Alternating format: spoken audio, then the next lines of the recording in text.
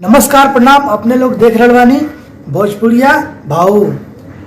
तो आज फिर से लेके आए बनी है अपने लोगन के एक छोटा सा वीडियो के ऊपर कि कुछ इंस्टाग्राम रील पे वायरल होए खातिर लोग कहाँ से कहाँ करे के लिए तैयार बा।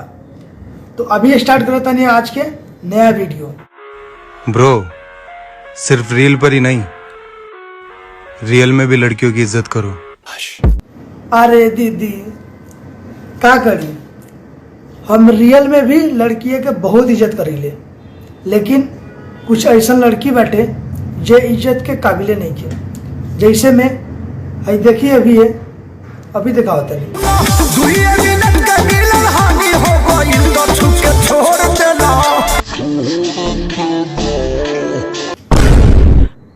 ये कौन सा प्रजाति है भाई, इज्जत करावे के काबिल भाई नहीं? अपने लोग बताई, इज्जत करावे के काबिल बा?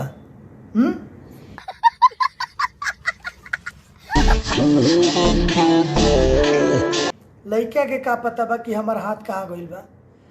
जैसे गाना के बीट आइल कि छुके छोड़ देला, लड़कवा के हिला हिला के साला मुंहावे के चक्कर में पड़ल बाड़ी।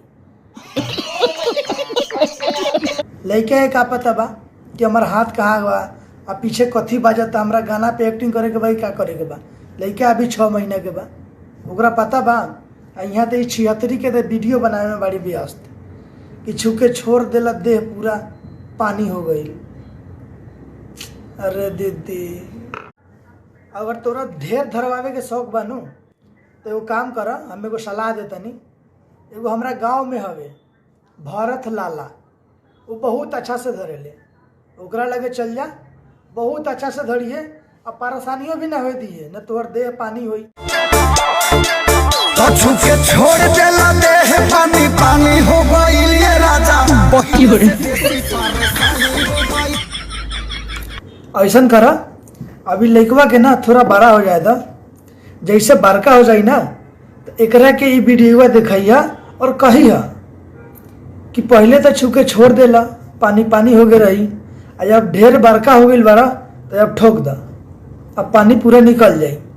अरे 76